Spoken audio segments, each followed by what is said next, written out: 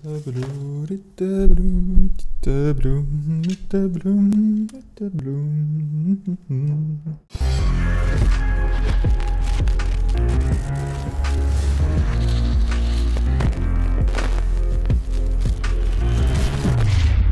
Salut les amis, salut à tous, on se retrouve pour ce 5e tutoriel sur le HTML5 et sur la création de sites internet en général. Aujourd'hui, on va voir comment faire un tableau dans une page HTML. Pour ça, c'est très simple, on va ouvrir Visual Studio Code, donc qui est le logiciel que l'on utilise pour coder des pages HTML. Je rappelle bien entendu que pour comprendre cette vidéo, il faut avoir vu les vidéos précédentes. Je vous mets le lien juste ici. Alors on va créer une nouvelle page HTML, donc File, New File. Je vais d'abord l'enregistrer, donc File, Save As. Je vais le mettre sur mon bureau, je vais appeler ça index.html, comme ceci. Voilà, donc une page HTML. Donc une page HTML.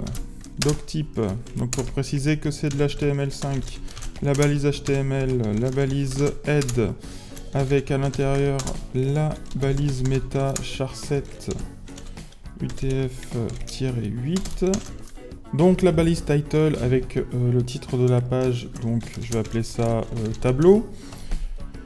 Ensuite le body qui va contenir le contenu de la page, ok ? Donc là, on a notre page HTML de base. Donc pour faire un tableau, c'est assez simple, c'est la balise table. Donc le tableau va être contenu à l'intérieur de sa balise. Alors ce qu'il faut comprendre, c'est qu'un tableau, c'est un enchevêtrement de lignes et de colonnes. En HTML5, vous allez d'abord définir les lignes, et ensuite dans chaque ligne, vous allez définir les colonnes. Alors pour définir une ligne, c'est TR. Et dans cette première ligne, pour définir une nouvelle colonne, je vais utiliser TD. Donc, je vais juste mettre un numéro à l'intérieur pour le moment. Donc, admettons que je veux faire un tableau de 4 lignes par 4 colonnes. Donc là, je vais faire 4 colonnes. Hop. Ensuite, si je veux faire 4 lignes, bah, je vais copier ce truc-là 4 fois. Voilà. Donc, je vais mettre les chiffres dans l'ordre pour que vous puissiez voir.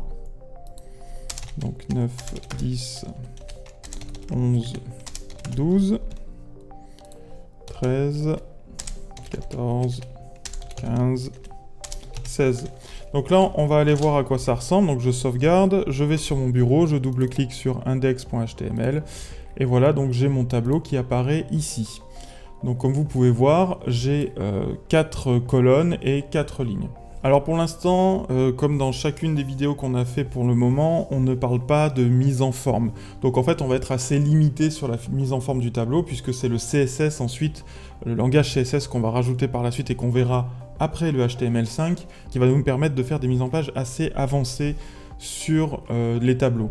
Donc là, on va utiliser un paramètre qui s'appelle border, qui va permettre de spécifier la taille de la bordure. Alors ce paramètre, il ne faudra pas l'utiliser par la suite, puisque là vous voyez il s'affiche en rouge, ça fait partie des paramètres qu'on n'utilise plus tellement, qui sont même en train de devenir obsolètes, voire déjà devenus obsolètes, je sais pas pour border. Donc là l'idée de la bordure, c'est que ça va nous permettre d'afficher une bordure. Là c'est juste que ça va nous permettre visuellement de comprendre un petit peu ce qui se passe, voilà.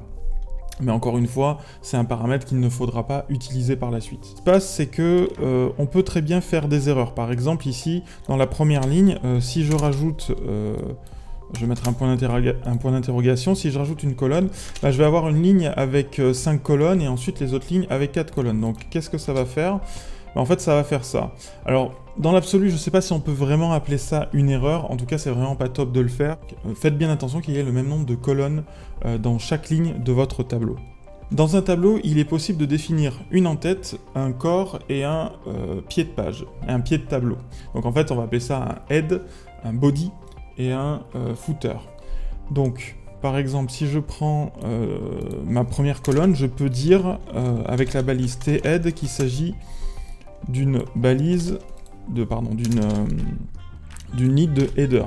Donc là, par exemple, si je fais un tableau et qu'il y a, je sais pas moi, une première ligne où il y a indiqué les libellés de chaque colonne, par exemple, je sais pas moi, quantité, nombre, etc., j'ai la possibilité d'utiliser THEAD pour spécifier au navigateur, au robot, au moteur de recherche, etc., que cette ligne ne représente pas le contenu du tableau, mais bien les libellés sur la première ligne. Ensuite, je peux utiliser la balise tbody, qui elle va me permettre de spécifier le contenu. Donc admettons que ce soit les deux prochaines lignes, comme ceci. Donc, je vais indenter pour que ce soit plus clair. Et ensuite, tfooter, qui va me permettre de spécifier la dernière ligne. Si par exemple on veut rappeler le libellé à la fin d'un tableau, ça peut être utile. Hop, voilà. Alors, quand je rafraîchis, ça ne change absolument rien visuellement, en tout cas pour tant qu'on n'applique pas du CSS sur ces éléments-là. Ça ne change absolument rien visuellement, mais par contre, les moteurs de recherche, le navigateur, les robots, etc. sont au courant qu'il y a une distinction entre la première ligne, le contenu, et la dernière ligne. Il y a une autre balise qui peut remplacer la balise TD, c'est la balise TH. Donc ça, c'est pour spécifier que ce sont aussi des informations d'entête. Alors ça fait peut-être un peu doublon avec THEAD. En fait, la différence, c'est que là, vous allez voir, par défaut, en tout cas, les éléments vont se mettre en gras et vont se centrer aussi, accessoirement. Par défaut, encore une fois, puisqu'avec une couche de CSS, vous pouvez faire ce que vous voulez ensuite. Voilà, donc ça, cette balise TH qui peut remplacer la balise TD permet de rajouter encore une couche en plus de la balise THEAD pour dire que ce sont des informations d'entête. Par exemple, ça pourrait être utile si j'avais un tableau qui indiquait, je sais pas moi, par exemple prénom de la personne, nom, âge, et ville, voilà. Et ensuite, à l'intérieur, j'ai le prénom, je sais pas, Joe, Dupont, 8 ans, et habite Marseille, par exemple.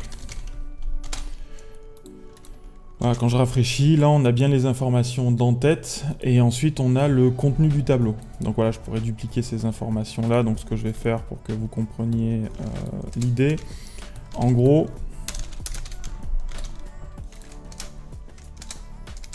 voilà, je vais avoir le contenu qui va se situer ici, et ensuite, ces informations, je vais pouvoir les copier dans le footer.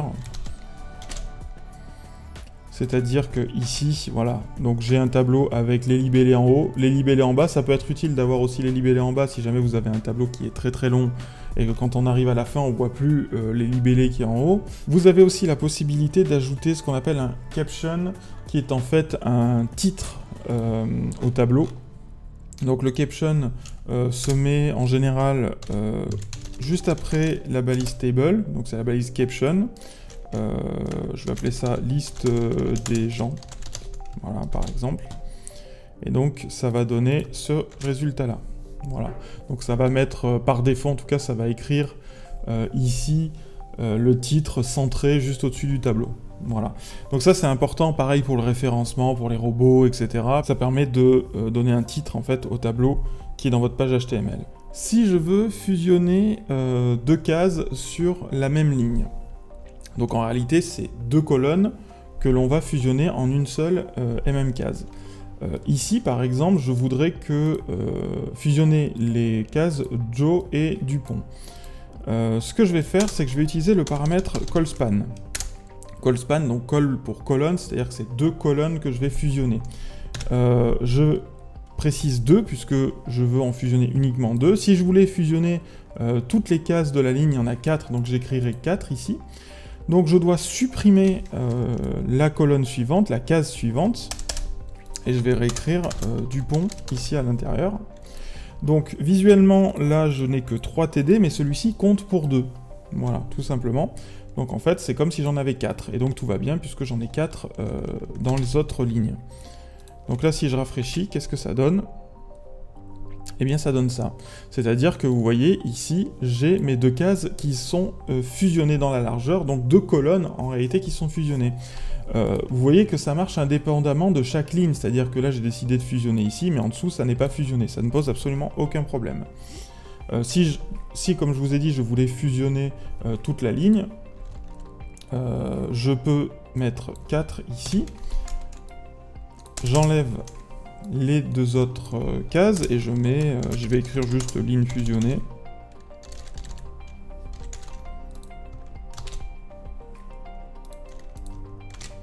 Voilà, et donc là vous avez une ligne entièrement fusionnée. Maintenant si je veux fusionner deux cases mais horizontalement, par exemple ici les deux cases Marseille, comment je dois m'y prendre? Donc les deux cases que je veux fusionner c'est celle-ci et celle-ci, d'accord? Je vais utiliser un autre paramètre qui s'appelle rowSpan. Et donc je vais en fusionner deux, donc je vais mettre 2.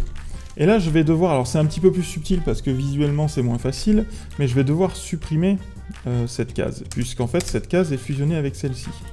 Donc là, je vais appeler ça fusion horizontale.